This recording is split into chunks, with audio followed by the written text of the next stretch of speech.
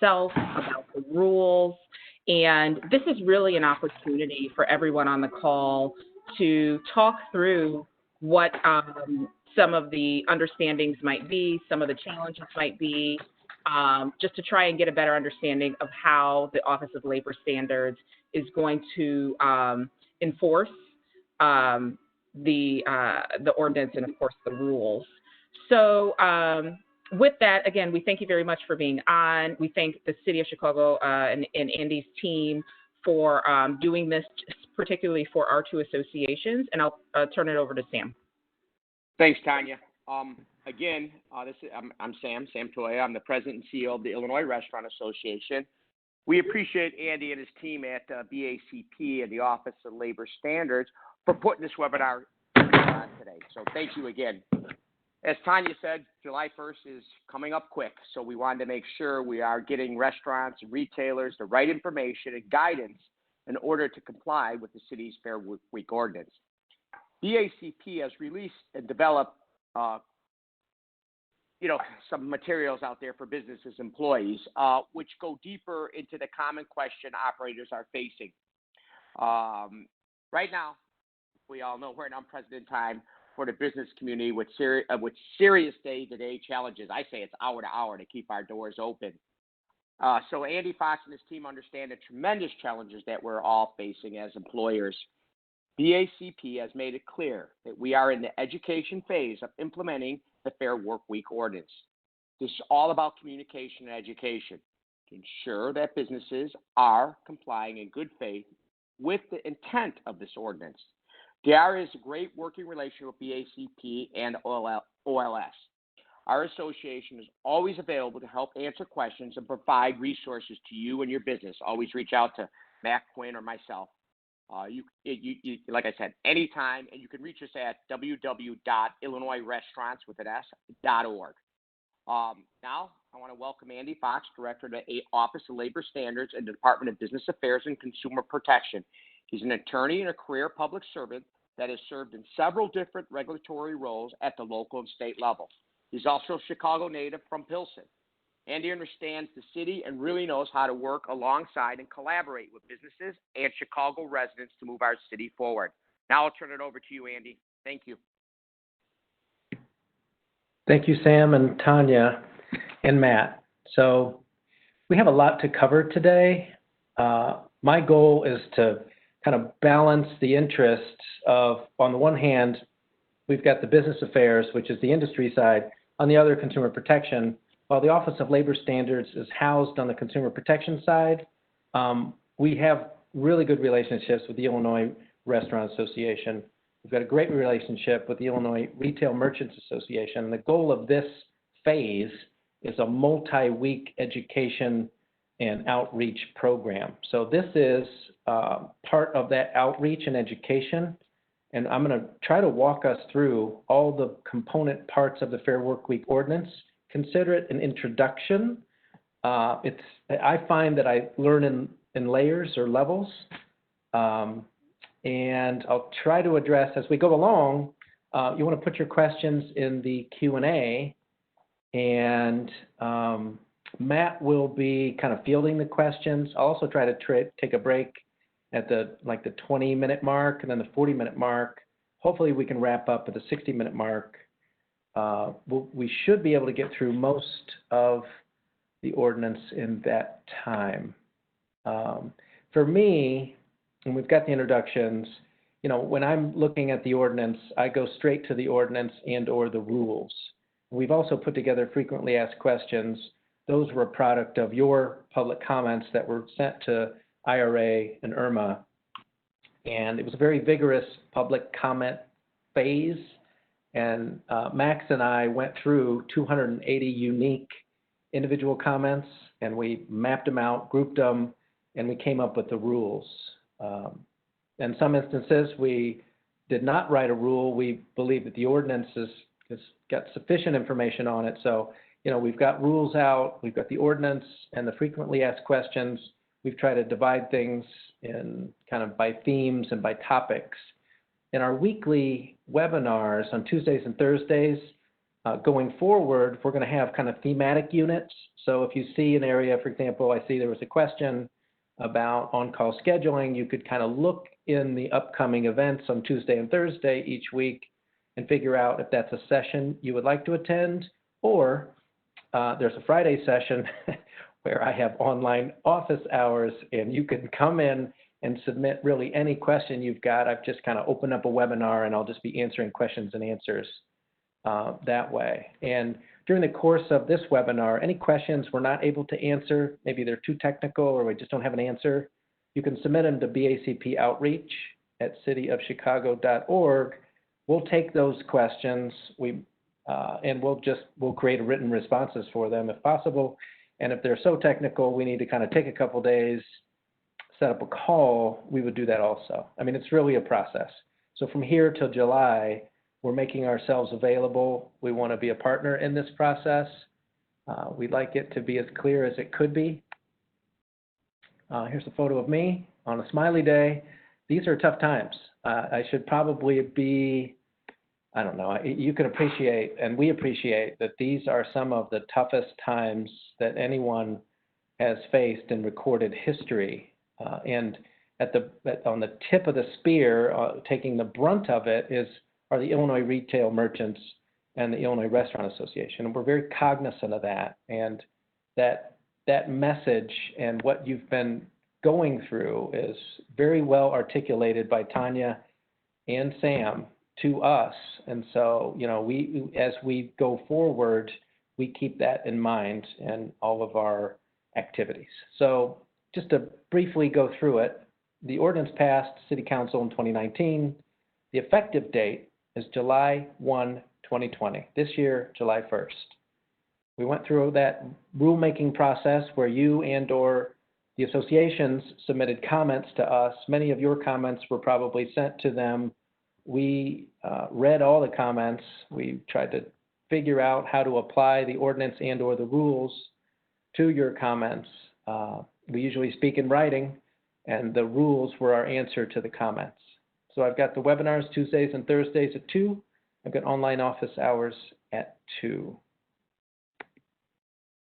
So, you know, it is a complex ordinance. I say it's simple. When you kind of reflect on it, there are simple provisions, but some sections, as you've seen, you know, 1 or 2 sentences in there, it requires kind of a learned process. How are we supposed to apply this section? We're going to do that today. We're going to try to remove some of the complexity and boil things down to their essence for you. So we're going to go over the ordinance, the rules, exceptions, which are really important to both of your industries. And we've got the COVID-19 rule, and we'll talk about the private cause of action. The private cause of action really, briefly, it eliminates the ability of an attorney and or a law firm to file a private cause of action on behalf of a complainant and or multiple complainants until January 1, 2021. We heard the industry on that, and to give them some relief, to give you all some relief, we passed that change in the ordinance.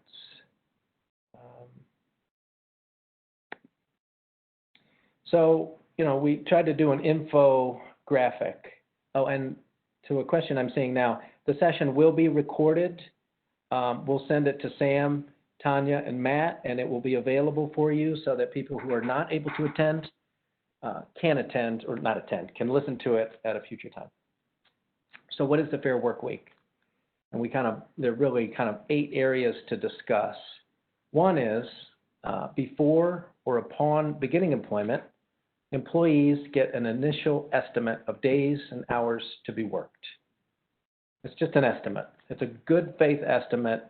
You're going to be working Monday to Friday. You'll be working the night shifts, and you'll be at this address. I can go into more specifics later. Got a slide on it, but that's really the core of it. A good faith estimate of the days and hours to be worked.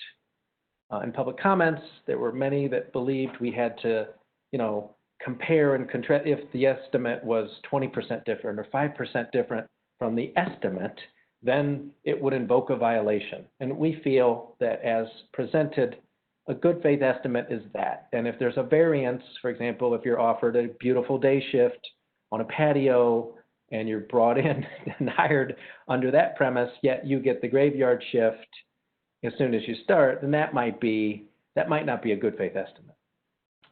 Number 2, workers must receive their schedule 10 days ahead of time. That's really the core of the ordinance. You get your schedule, if you're a worker, 10 days ahead of time. And to John's question, 1.1, no cause of action shall emanate from any day after January 1, 2021. It won't be a look back. It will be prospective from January 1, 2021, the private cause of action. So workers receive their schedule 10 days ahead of time.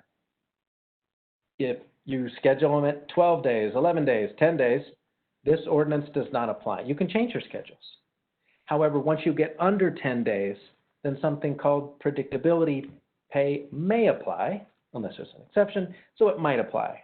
So if you're scheduling them at 9, 8, 7, 5, 4, 3 days before their schedule starts, or changing their schedule, or adding hours, moving days, then something called predictability pay kicks in, and predictability pay is 1 hour of 1 hour pay at their regular rate of pay.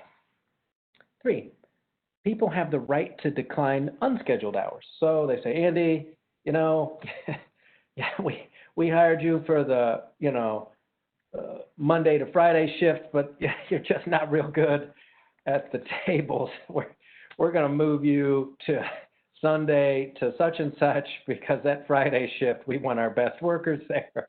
Sorry, buddy. You've changed my shift. You've moved some of the days. Or if it's an unscheduled hours, then I could decline them. I could say, no, I want my Monday to Friday shift. I'm declining your offer to move my shifts. And that would result in predictability pay. 1 hour, regular rate of pay. Predictability pay in number 4 applies to unscheduled or canceled work. So, same thing. If you've got unscheduled hours that are added, or if you cancel hours, predictability pay may apply. And, we'll go into depth in another slide. In 5, an employee would get 50% pay for any hours canceled less than 24 hours before the start of the shift. Now, unless an exception applies, and we'll talk about some exceptions, employees get 50% pay for any hours canceled less than 24 hours before the start of the shift. So if there isn't a blizzard coming in and you just decide, you know what, I just don't need you tomorrow, don't come in, then the employee would get 50% pay for any hours canceled if it's less than 24 hours before the start of the shift. 6, an employee has a right to decline hours scheduled within 10 hours of the end of yesterday's shift. That's really, and some people in the industries call that the clopening. Hey, I need you to open up tomorrow. An employee can decline it, and it's separate. The right to decline when it's within 10 hours of a shift is separate from the work schedule section, and we'll talk about that more. And 6 and 7 are really related.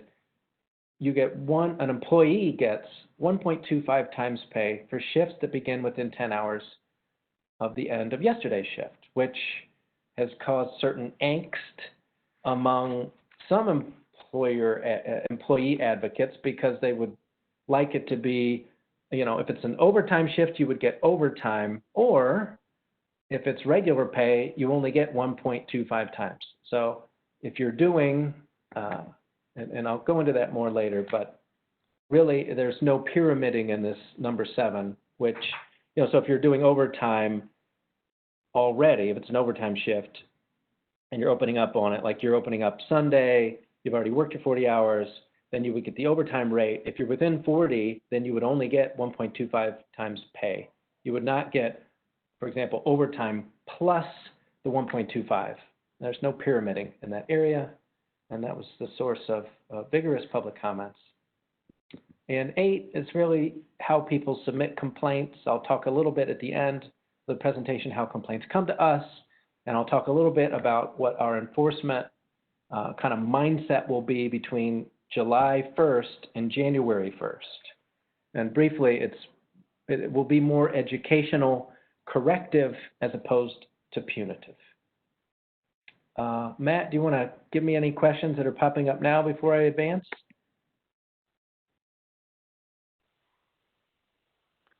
Hi, Andy. Can you hear me? Yes. Thanks.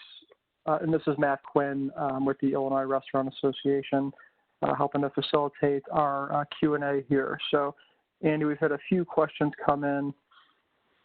Someone was wondering if they could have their employees sign a form before they start employment that authorizes them to make changes to their schedules indefinitely.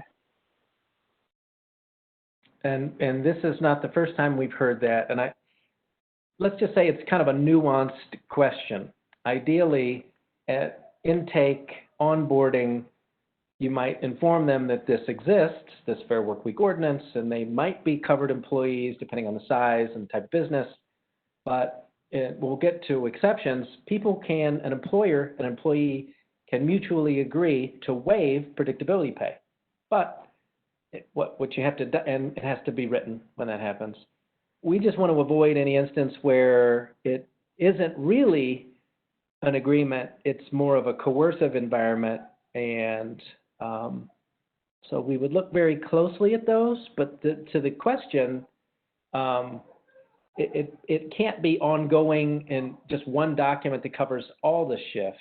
It would have to be shift by shift. So every time predictability applied, then you would have to get a separate document, but it could be managed. For example, in some industries, people have pools of workers that want extra shifts, but there are some that don't want extra shifts. So you kind of, like in a hospital or healthcare setting, they've got a lot of employees that would cover some shifts because people are calling off, a lot of employees, and they kind of throw the hours out there via an app. People can grab those hours. Now, there might be those that don't want the hours. There might be those that if you offer them the hours, they'd say, sure, I'll take it, but I want my predictability pay. And there might be others that say, sure, I'll sign off on it. I need the hours. And in fact, I want to sign me up for all these extra hours. So I'll talk more about it, but the answer is yes, you can mutually agree, but it has to be instance by instance.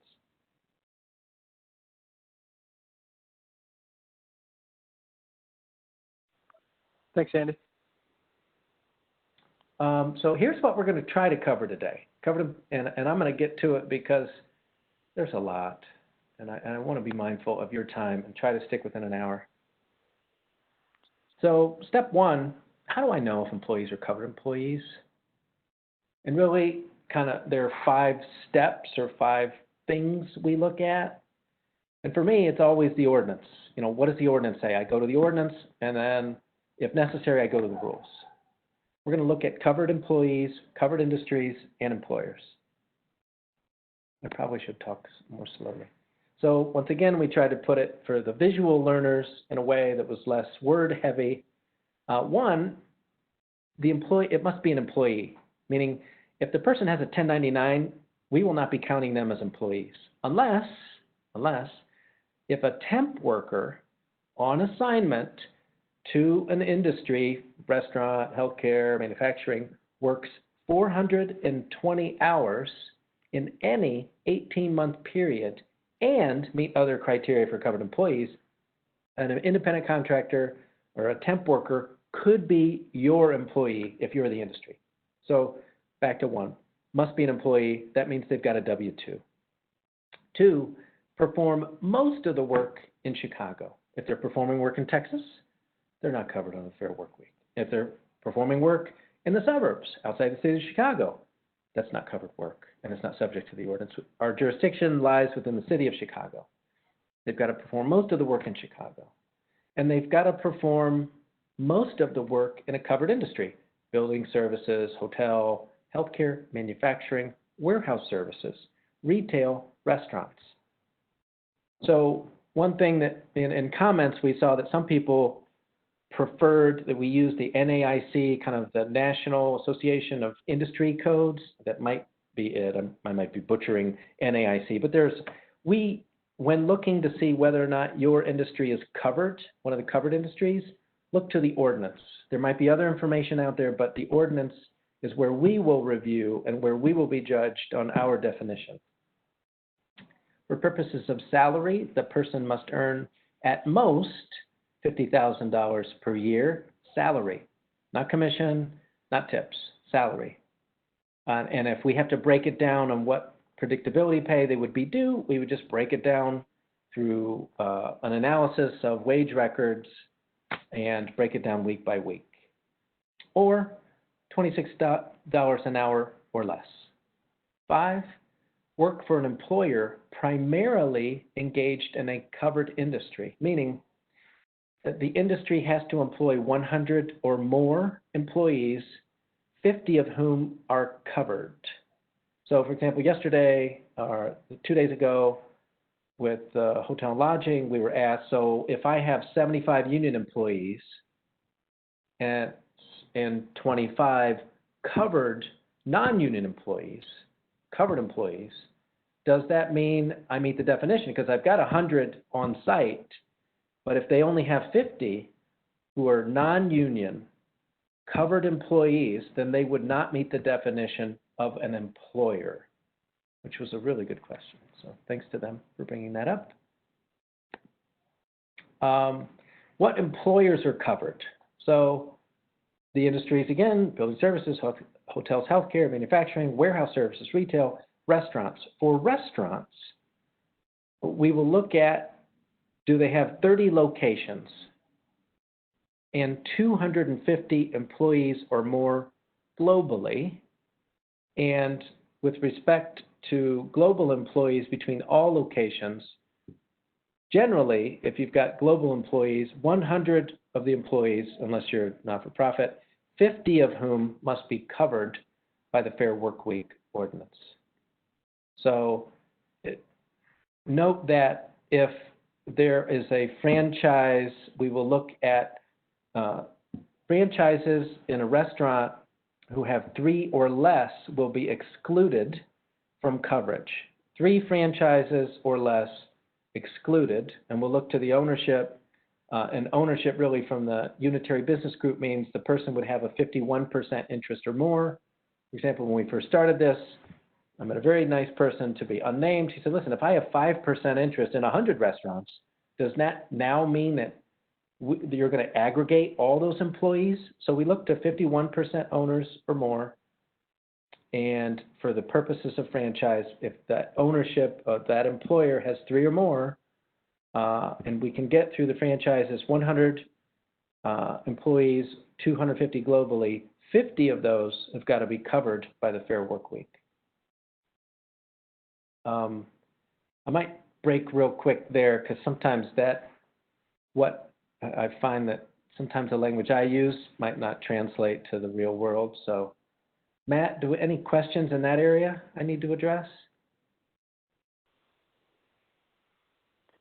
I haven't seen any come through. Are there any, does anyone have any questions about the definitions that Andy has laid out?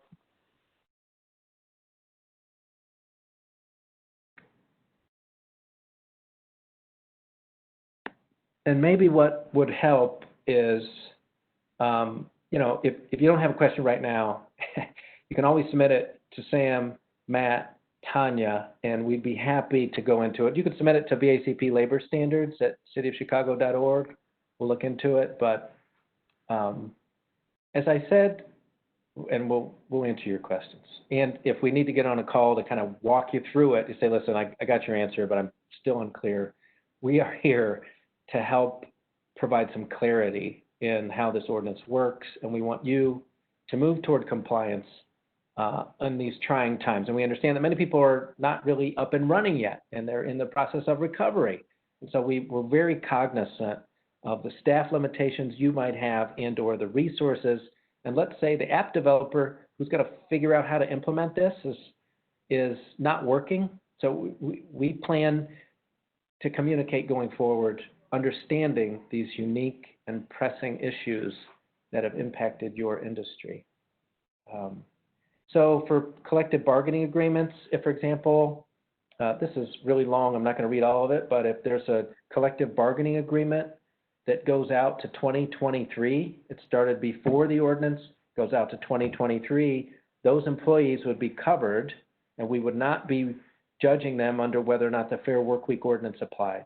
Now, as of 2023, prospectively, we want to make sure that after the effective date, you've got a waiver set forth explicitly in clear and unambiguous terms. It says we understand the parties, labor, union, management, understand that the Chicago Fair Workweek ordinance exists, and the final document we have here reflects an understanding of it.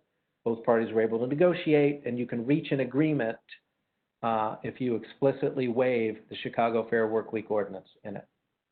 What happens sometimes is that people do not explicitly waive it, and they will invoke, any documents not included generally will be waived. And so we prefer that the Chicago Fair Workweek ordinance and/or the minimum wage and paid sick leave ordinance are specifically mentioned in any CBAs that you cut with labor unions. But, we could discuss that more in depth. So getting to some of the component parts of the ordinance. One is that good faith estimate I mentioned at the outset. It's really when you onboard people. You've got an employee manual, you've got some forms, they're signing off on things. Prior to or upon commencement of employment, an employer must provide a good faith estimate of the covered employee's days and hours of work for the first 90 days.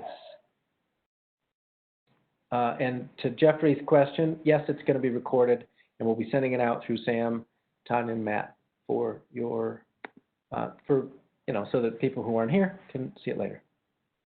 The initial estimate must include average weekly hours, whether or not there will be on-call shifts, subset of days and times of work and non-work, work locations and proportion of time in each day. Healthcare employers can identify work locations by campus name. So it's an estimate. There are those that would like it to be so specific that, any comma that would change in the estimate. Oh, well, now wait a minute, that's a violation of the ordinance.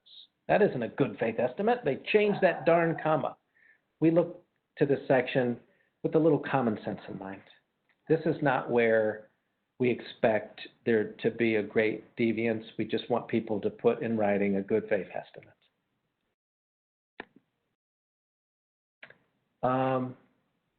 An employer must provide a written notice of work hours. Now, this is really the core of the ordinance.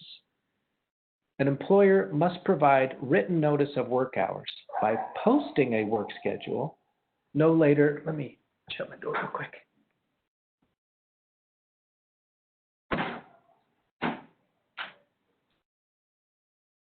Well, at least some people are having fun in the city. Down here at City Hall, there's some happy spirits. The employer must provide the written notice of work hours by posting a work schedule no later than 10 days before the first day of any new schedule. Now, know that we've tried to at least appreciate that in your particular industries that you can post electronically. And it's not like it may be in some, like in manufacturing, there is a break room and or an area where, people clock in and clock out. If there was a physical area where such schedules are posted, we would expect a schedule to be posted. However, if this is done electronically in your usual method of business, so be it. We would accept it. So changes may be made up to 10 days before the first day of the schedule with no penalty. And that's the first day of the schedule. You can't, 10 days from the last day in the schedule is not the measurement. So think of schedules as a block of kind of days that are given to employees. You can make changes before 10 days with no penalty under the Chicago Fair Workweek ordinance.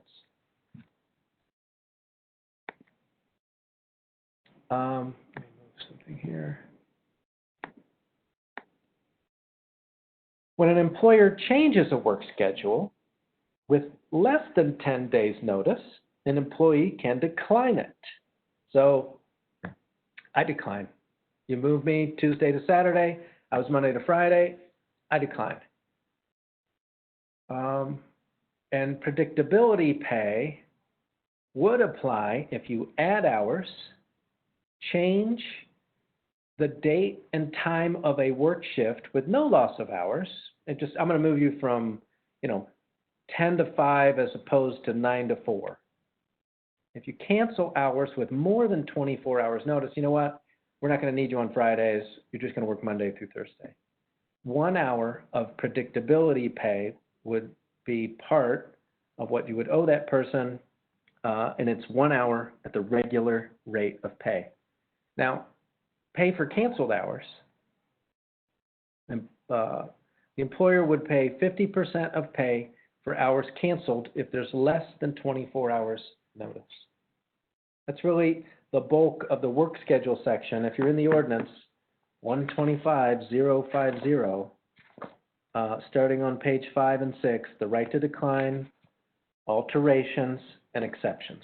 Now, I call it predictability pay, but in the alteration sections, it spells out when predictability pay applies.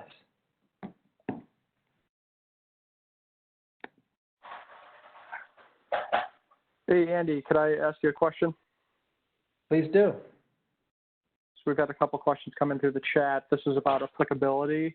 When we were talking about restaurants and franchises, there was a question to clarify, is that qualification three or more franchises in Chicago or globally? Let me look at the ordinance. So if restaurant means any business licensed to serve food in the city of Chicago, which also has globally 30 locations and at least 250 in the aggregate, the term restaurant shall not include businesses limited to 3 or fewer in the city that are owned by one employer and operate under a sole franchise. So if you have 3 or fewer in the city, then you would be excluded from coverage of the ordinance. Right, great. And there was another question that was clarifying. They said they had 8 restaurants, but more than 250 employees. Does this mean we do not need to adhere to the Fair Workweek ordinance?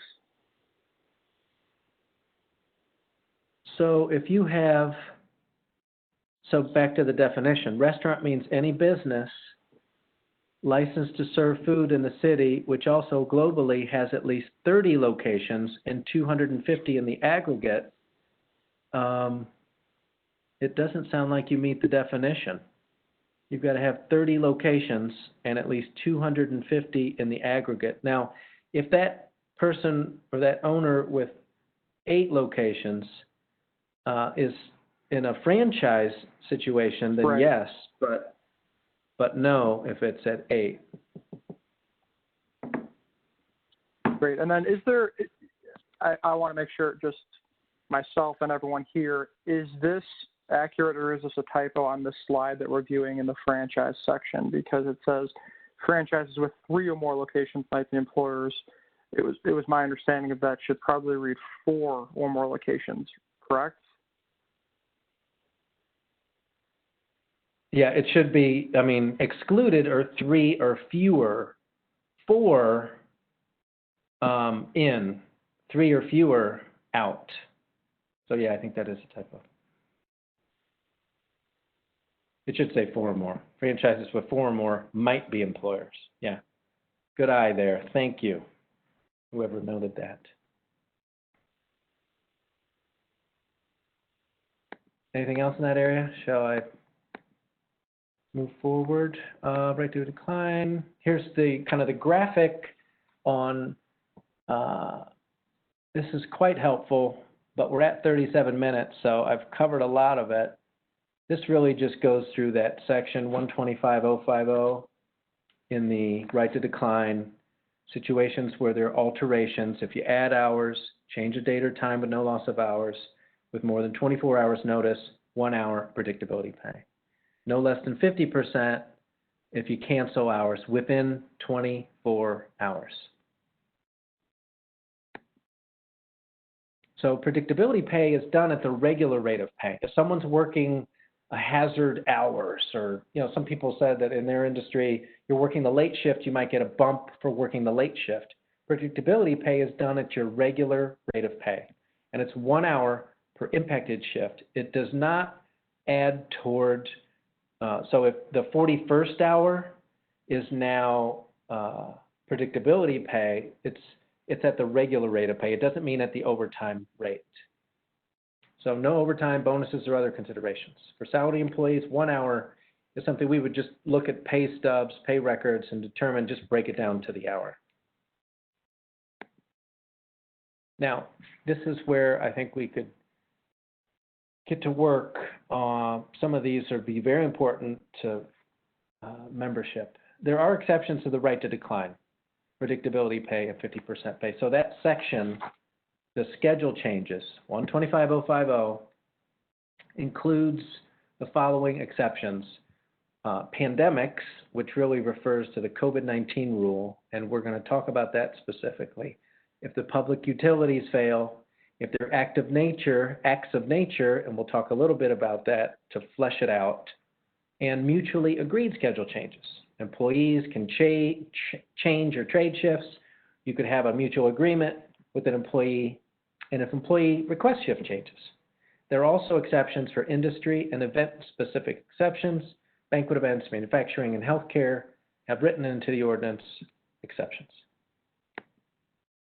So these only apply to that narrow band of 125.050, the right to decline, generally when predictability applies, and the 50% pay for hours. Other sections of the ordinance are still in effect. So once we go through the COVID-19 rule, these sections still apply. Advance notice, offers of additional hours, right to rest, and right to request a flexible work arrangement. But I don't know that the percentage or just the numbers of cases would come in if you're kind of full on in the pandemic. So to be more specific, the statute reads, or the ordinance reads, a work schedule change. The requirements of the section shall not apply in the following circumstances. A work schedule change because of threats to employers, covered employees, or property, or when civil authorities recommend that work not begin or continue. For example, over at Willis, whatever is that, the Sears Tower, Willis, whatever, they've got public utilities failing. They've got some sort of natural disaster. They were either ordered to shut the building down, or public utilities failed to supply electricity, water, gas, or the sewer system fails. That would allow you to change people's schedules with less than 10 days without any penalty under the Fair Workweek Ordinance. Now in C, acts of nature, I've got a separate slide, but it's including, but not limited to, flood, earthquake, tornado, or blizzard. And as the hotel and lodging meeting kind of fleshed out, we've got to think about severe weather events that might cancel need for employees on a patio. It's like a total torrential downpour, and you've got 20% in the restaurant, and you got 80% on the patio, and the storm rolls through. That would or could be an act of nature, and I'll flesh that out a little more.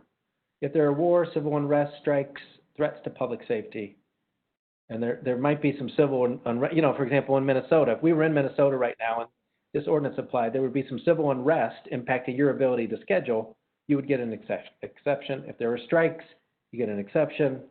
If there are threats to public safety, you get an exception. And when it is a pandemic, there is a specific pandemic rule that has been crafted to help address those issues.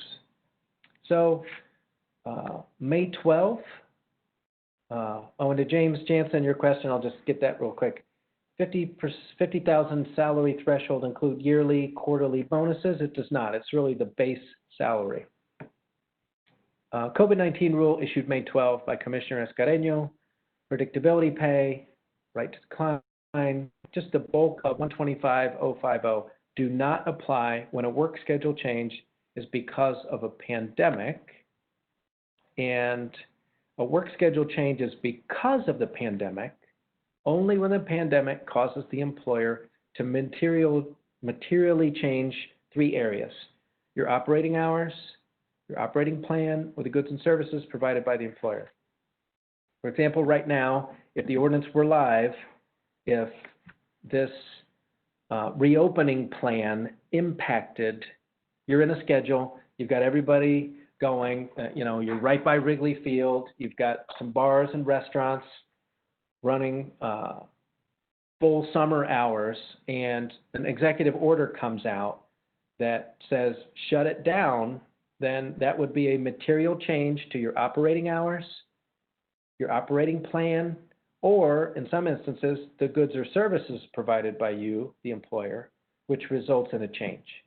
So, hey, we need to shut it down. We got to send everybody home. We just can't, they close patios or they open patios. It could be a surge in requirement. It doesn't imply a negative business impact. Sometimes it might be a surge in work.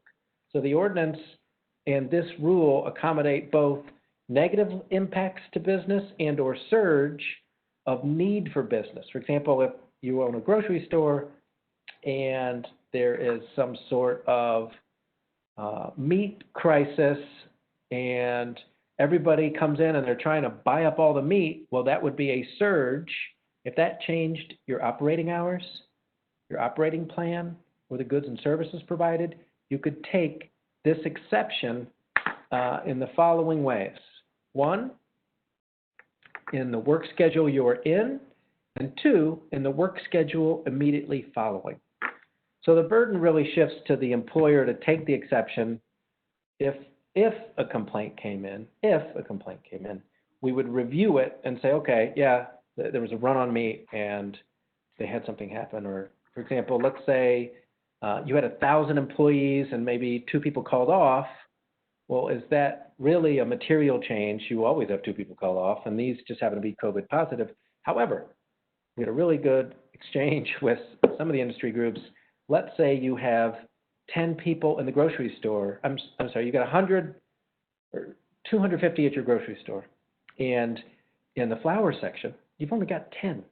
And 4 of those people in the flower area, and it's a very specialized work, call in sick with COVID-19. Well, that would qualify because now you've got to bring in some other people and you've only got a pool of like 10 or 15 people in that area.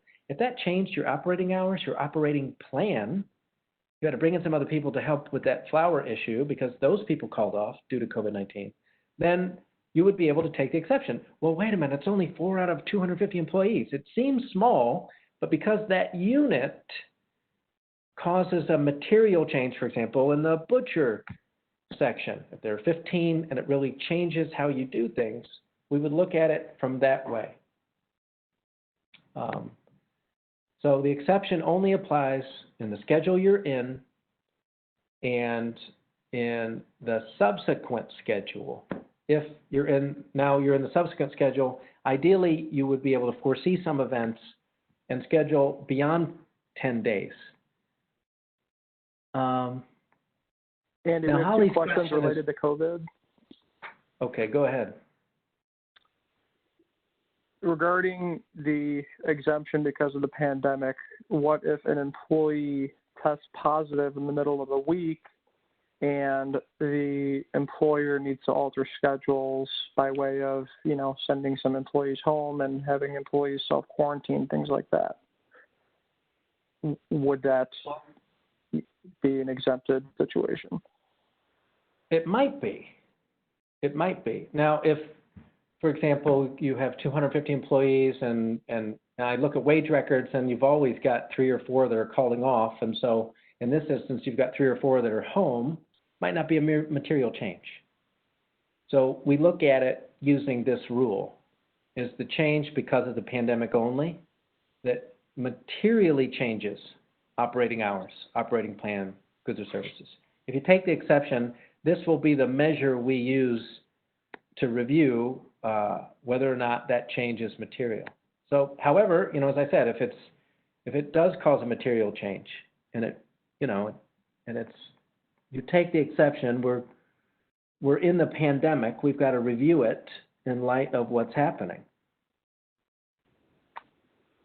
And then another question is, if, an employer is trying to accurately predict their labor needs during COVID, but, they don't really know what to expect as they start to reopen restaurants and retailers and things like that, and therefore determine they need to make changes to their schedule after they've been posted, would that fall under this exemption? It could, but it might not. I mean, ideally, and I fully appreciate that these are, the word unprecedented is the commonly used and appropriately used. So you're trying to schedule. You've got 14 days, 12 days. You're not sure whether or not people are going to show up. Yeah, you can open up the business, but you're not quite sure. So ideally, you schedule beyond 10 days to accommodate these things. When or if you're under 10 days and predictability pay might apply as you ramp up, this rule gives you the exception, and we'll review it when determining whether or not it's a material change to operations. And I kind of started off with the words, we're in an education phase, and if there is an issue, it's more corrective. So I sense the urgency from Sam and Tanya, and as you all try to restart your businesses and save Chicago, really, because you're the heart of the city. So we've got to look at it. So if an issue were to happen, we would be working toward educating you about potential issues and helping you see these things, rather than being punitive and going after you from a very different enforcement perspective.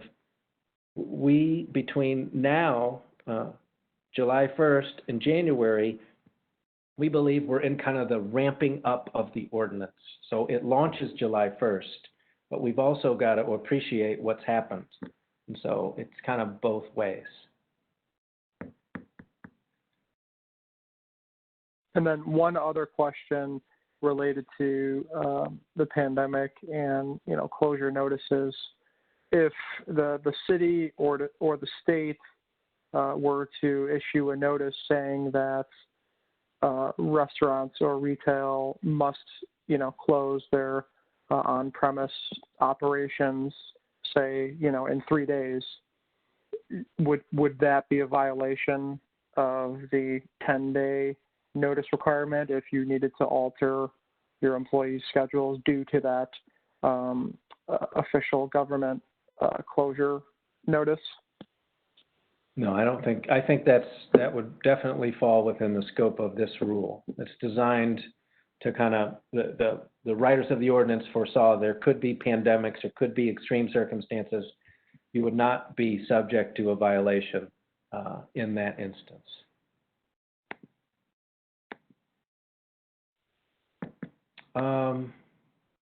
So another one that comes up is weather. So in the exceptions area, and some of the restaurants would appreciate this, and that if there is a work schedule change because of an act of nature, including, but not limited to. So it takes the very high ground of flood, earthquake, tornado, blizzard, which means it's super extreme. It's got to be an extreme superseding event. So is a row of thunderstorms extreme enough to cause closures of patios? Could be an act of nature.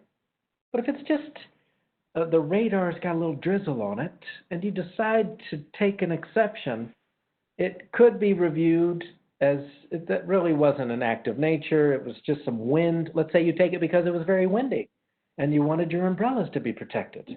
That doesn't sound like an act of nature. So it is a little, the including but not limited to invokes severe weather events. So, we look to an actual event and predictions of a blizzard that might cause mass cancellations and schedule changes might cause an exception. I think in this area, we're trying our best to say we're going to know it when we see it. It's hard for us. We were going to put in rules like only the following things shall be an act of nature, but we'd rather have the discretion to use some common sense here. We don't, and the ordinance is written the way it's written, and I can only read the plain language of it and share it. Act of nature, including but not limited to flood, earthquake, tornado, or blizzard. And for those that have, I live in the city, so like outdoor venues can become 70% of a restaurant's business in the summer. I mean, go up and down 18th Street, which used to be a dead zone, and the outdoor patios at 18th and Racine, that's where the bulk of the money is coming in for those businesses, and it might be for the whole year.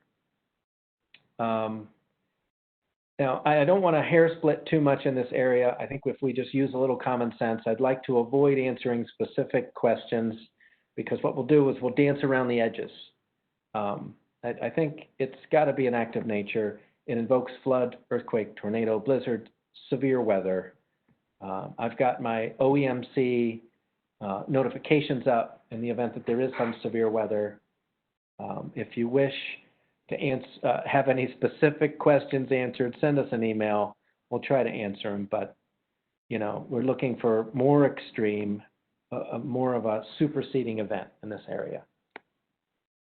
Now, let's get to mutually agreed changes. We're at the 55-minute mark, and I'm probably going to rocket through a few things. Covered employees can mutually agree to change. An employer and employee can mutually agree to change. It's got to be confirmed in writing. It can't be one document to cover forever, because what happens is an employee is going to come in and say, yeah, they I know I signed off on that thing, but everybody was told if you don't sign it, you're not getting any extra shifts. So confirming it in writing kind of helps you from an employment law perspective protect yourself. And I'm not providing legal advice here, but if you have those kinds of documents that you want to create. Now, confirming in writing, we had a really good question in a previous one. Could it be a text message? When does the writing happen? If it's a document that can be shared, if it's a text that goes out and there's a click that shows, if you can produce some sort of written evidence, and that might be electronic evidence, then we will review it as a confirmation in writing. A covered employee can request a shift change that's confirmed in writing. And really the nuance here is that there is a dynamic where employers and employees, there's a power dynamic that this is trying to prevent. So just know that and try to train on it and onboard people well and identify those people that want changes and are willing to waive things, but document it. And we're not sure if this will change the climate of the employer-employee relationship. We hope it doesn't, because people might start saying, no, I'm not going to sign any mutual agreements with you. So be mindful of that as you prepare, and hopefully it will work out. Because, some people want work. They're not worried about daycare. They're not worried about displacing. They might be the sole breadwinner in the house, and this is something they actually want. So we'll transition out of that. Offers of additional work. When an employer needs to fill additional shifts, they must first offer those shifts to existing covered employees on the site if they're qualified to do the work as determined by the employer. In other words, it's like an order of operations when it comes to offering additional work hours. Generally, it's to covered employees at that work site. So if you have 5 Starbucks, you would generally offer them to that work site. If you schedule regionally or within a 5-block radius, because you have a lot of Starbucks, offers of hours to covered employees at other work sites only if it's the employer's regular practice to schedule employees across work sites. And then you offer hours to temporary and seasonal workers. And then, if you can't fill it, then you could go to outside hiring.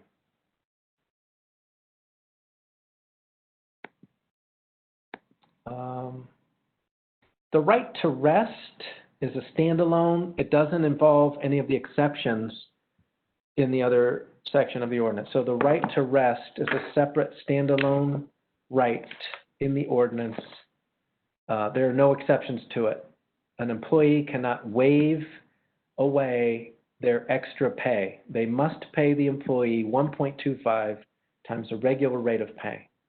If it's overtime, you would pay them overtime. It's not overtime plus 1.25, however, to the angst of some. So a covered employee has a right to decline hours that are less than 10 hours after the end of the previous day's shift. If there's a split shift on one day, that's one thing. If the split shift moves to the second day, we consider the shift to be that portion on one day. So split shifts can be a little challenging. If you have questions about that, we could pull those offline and give some more specifics on it. Other considerations for split shifts: covered employee can voluntarily consent to work a right to rest shift, but the employer cannot accept that consent unless it's in writing. So if they consent to pick up that morning shift after they've worked all night, you got to get it in writing. There are no exceptions. It's got to be 1.25 times the regular rate of pay. Unless it's overtime, then it would be 1.5 times the regular rate of pay. No pyramiding here. The day on which a shift starts is the day on which the shift occurs. Yeah, so Jordan asks about the split shift situation. We could probably just, if you send me an email or send Sam or Tanya an email, we could provide a written response. But we look, the day on which a shift starts is the day on which the shift occurs. If that second portion of the split shift starts on the second day, so the split shift starts at midnight, goes to 4 a.m. If they pick up another shift within 10 hours on the second day, then that involves right to rest. So split shifts on the same day, you can run 4 a.m. to 8 a.m. break and run 12 to 4 p.m. no problem. The next shift, you might not run into right to rest, but if your shift crosses over a day, we look to that second day and then we measure from the end of that second day shift to determine whether or not right to rest applies. That might have helped. It might have confused it more. But really just think of, if it crosses over to the second day, then we start that second day really hasn't fallen on the first. So it might change the way you schedule people somewhat. If it spans 2 calendar days, as Jordan has asked, could it involve right to rest? It absolutely could. If that second day, if you start at midnight, go to 4 a.m., and then you pick up a 10 a.m. shift, so 4 to 10 is less than 10 hours, that would involve right to rest. The notice can be found on the Office of Labor Standards website, and I'll blow through that. It should be posted in a conspicuous place. It can be provided with the paycheck. It must be provided with the first paycheck. It must also be provided with the first paycheck on or following July 1st. If you do these things electronically and don't post in a place, you can do that. We've tried to accommodate that. Now, as far as retaliation, we are probably going to host a separate and distinct webinar on the new anti-retaliation ordinance related to COVID-19, but generally retaliation involves termination, denial of promotion, negative valuations, punitive schedule changes. So any of those rights generally prohibited under the ordinance. As far as COVID-19 anti-retaliation, that is a separate and distinct topic we can cover. And here's a slide on it. So if you will obey an order issued by the mayor, governor, Chicago Public Health Department, healthcare provider to stay at home, and you get disciplined, it might be a separate and distinct anti-retaliation case. I'd like to cover that because it's a little more, I think I should provide just a little more detail on it. So records have to be retained for 3 years. You can keep up, we don't want your paper. If you have a zip drive or CD-ROM, you do your best efforts at producing kind of information related to the sections we've covered today. Generally, that's sufficient. We don't want to make work for people, but you do need to keep those records for 3 years or be able to produce them. Most cases involve wage records. If there's some documentation about shift changes or people requesting certain things related to Fair Work Week, you know, it's just something you would want your HR people or finance people to have. Wage records, you've already got those. We don't want to burden people. Holly's question about providing the notice with the paycheck, or can it be on the same day as a paycheck in a separate electronic file? I think there's some, you can figure that out. I mean, the notice must be posted. Notice must be provided with the first paycheck subject to the ordinance. It's not on, it really what it is it's got to come with the paycheck. It's not in the onboarding process. And then yearly, we ask you to provide another one. It just reminds people that the ordinance exists, it reminds you that the ordinance exists.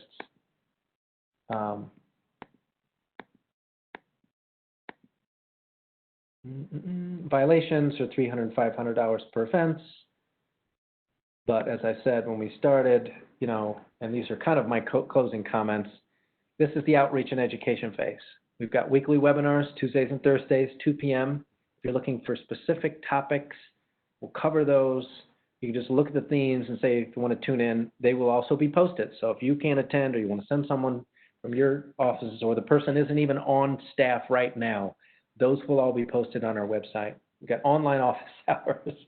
Today at 2, if you want to stop by every Friday from here until July 4th, I'll be available. I'll also answer your emails. And if we need to get on a phone call to kind of walk through an issue, we are here for you. So the launch is July 1st. We've got resources, questions, webinars as needed. We want to help you move toward compliance.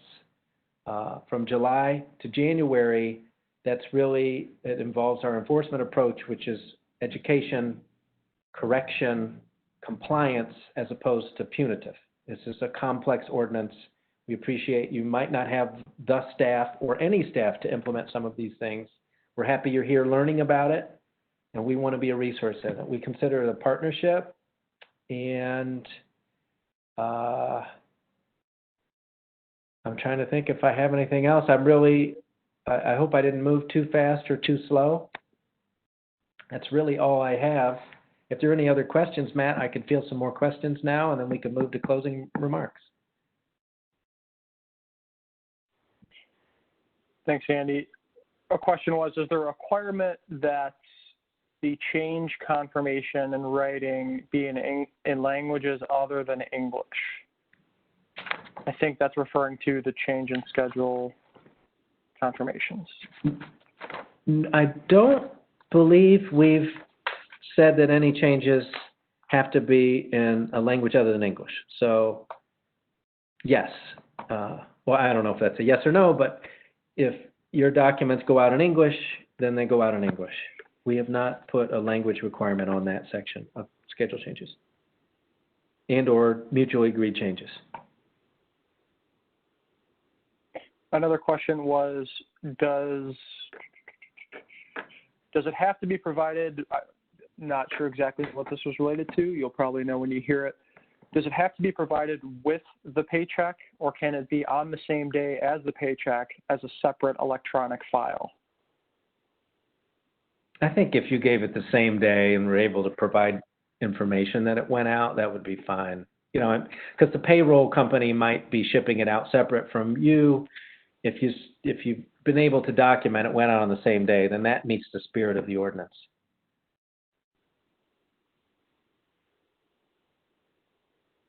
Okay. I think those were the only questions we had right at the end. If there's any more, please send them now. Otherwise, Andy, I think you can wrap up. All right. Well, I'll open it also to Sam or Tanya if you'd like to ask any final questions or make any final comments, and then I'll wrap it up. Hey, this is Tanya. No, thank you so much, Andy, and your team for putting this webinar on. To the IRMA members that are still on the webinar, we will make sure we send you reminders about the Tuesday and Thursday webinars. There'll be different topics each day. So there might be some that are more relevant to you than others. And we also encourage you to show up for the office hours if you have questions that come up in the interim. Obviously, we're here to serve you as well. So again, we appreciate your time. Sam? Thanks, Tanya. Sam actually had to drop off, but on behalf of the IRA, again, this is Matt Quinn. I'm the Assistant Director of Government Relations and Communications. at the Illinois Restaurant Association. Feel free to reach out to myself or Sam anytime with any questions. We'll be sharing all this information through our newsletters and on our website. Again, feel free to reach out anytime in advance of July 1 and beyond. And we thank Andy and the team at BACP for putting this on today. Thank you, Matt, Sam, Tanya. One final question before I go. I think someone asked if there were templates or examples for mutually agreed upon changes. We don't have any templates yet. We're trying to put some together through our research team and pass them out, or we'll launch them on the website. I just thank you all for attending. I really like the questions. It helps us move forward, and I look forward to hearing from you all if you stop by office hours. Thank you. Take care.